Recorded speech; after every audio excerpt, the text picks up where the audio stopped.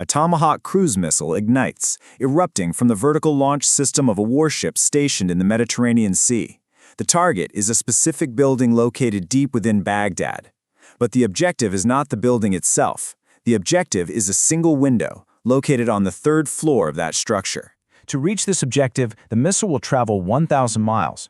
For 2 hours, it will traverse a hostile, varying environment, crossing over jagged mountains, barren deserts, and dense urban terrain, maintaining a sustained speed of 550 miles per hour.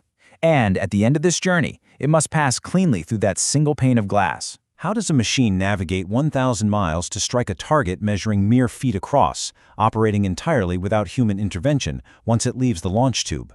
This is not a concept from science fiction. It is a very real, pure, and highly complex military engineering problem. To understand the mechanics of this strike, we must examine the precision navigation problem. From a guidance perspective, a ballistic missile is relatively straightforward. It is launched on a calculated mathematical trajectory, following a predictable high-altitude arc through the vacuum of space, where external variables are minimal. A cruise missile, however, operates in an entirely different, highly volatile regime.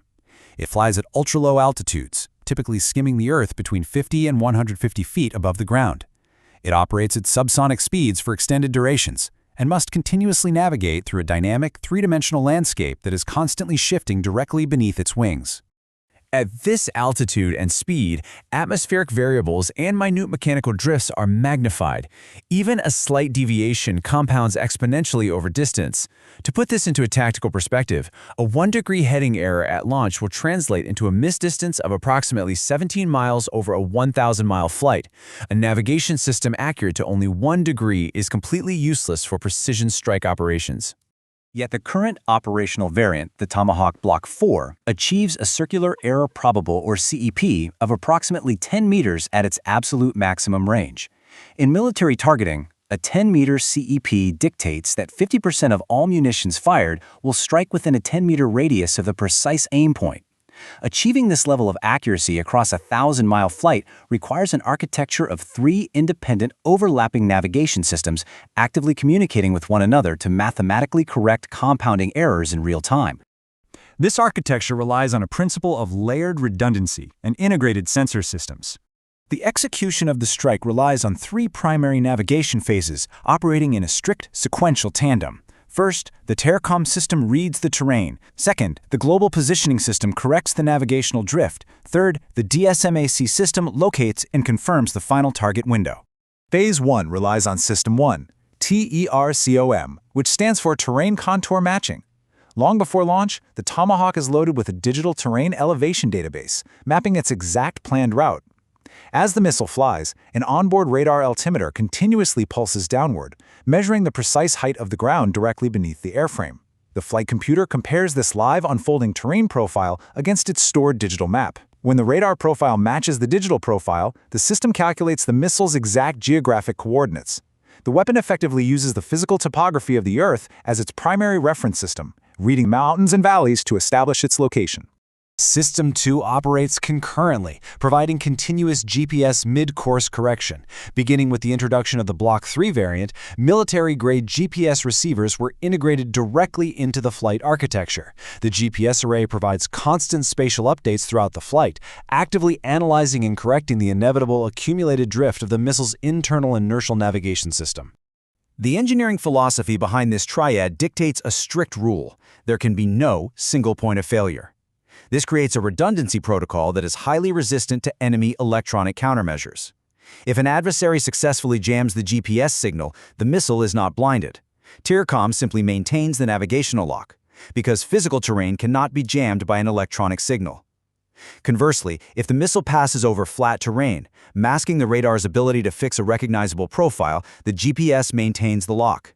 And if an adversary manages to completely defeat both the GPS and the radar altimeter simultaneously, the system defaults to the internal inertial baseline, taking over to maintain a degraded, but still highly functional, flight path toward the target. TERCOM and GPS successfully guide the airframe across hundreds of miles, bringing the missile to within tens of meters of the target area. But for the final terminal guidance phase, System 3 assumes control. This is DSMAC, the Digital Scene Matching Area Correlator. Hidden in the nose cone of the missile, an infrared camera activates, capturing live, high-contrast visual feeds of the terrain immediately ahead. The targeting computer rapidly compares these live optical feeds against preloaded satellite reference imagery. It calculates the exact offset, issues the final micro-steering corrections to the control fins, and reduces the margin of error from tens of meters down to specific structural elements. The distinct physical limitations of these sensors require them to work in absolute concert, covering for the inherent weaknesses of the others. A radar altimeter is completely immune to cloud cover, smoke, and weather conditions, but it strictly requires mountainous or heavily varied terrain elevation to establish a match. It cannot navigate over a perfectly flat desert. Conversely, DSMAC's optical infrared sensors provide the necessary pinpoint terminal precision, but they strictly require visual contrast drawn from pre-mapped imagery. This reliance on visual data makes the terminal phase vulnerable to extreme weather coverage or heavy battlefield obscurance. The definitive historical proof of this complex architecture took place in the skies over Iraq.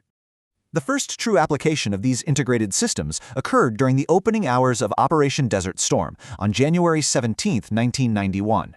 Operating in total darkness, the United States Navy launched 52 Tomahawk cruise missiles from surface ships and submerged submarines.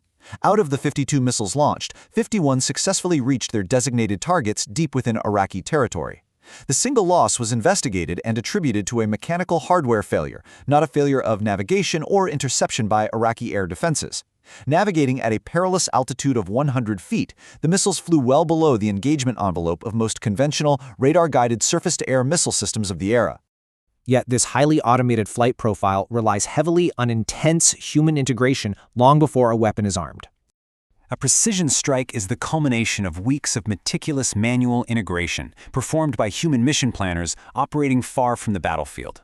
Planners must source and process highly classified, high-resolution satellite imagery to feed the DSMAC terminal guidance. They must verify and encode massive digital terrain elevation databases for the TERCOM flight segments. Finally, they must manually stack and analyze these three separate data layers to calculate an optimal flight route. They must engineer a route that maximizes terrain variation for the radar while actively avoiding geographical features that might mask the GPS satellite links. In modern warfare, variants of the missile introduce an additional critical layer of strategic complexity. The modern Block V variant features dynamic in-flight retargeting capabilities. Utilizing a secure two-way satellite data link, military commanders possess the capability to completely shift a missile's objective while the weapon is already actively flying its route. The missile receives the new coordinates, instantly recomputes its entire flight path mid-mission, and securely downloads the new, corresponding DSMA reference scenes required for the terminal approach. This capability for mid-flight data integration fundamentally alters modern strike planning and military doctrine. A weapon that can be reprogrammed in the air means that the command decision to launch a missile no longer commits the military to a specific target. As military strategists note, the launch sequence commits a commander to a specific effect. The actual target can be determined or strategically altered minutes before impact. Three independent solutions, continuously cross-checking one another, progressively narrowing the error margin from miles to meters to mere centimeters across 2 hours of sustained low-altitude flight.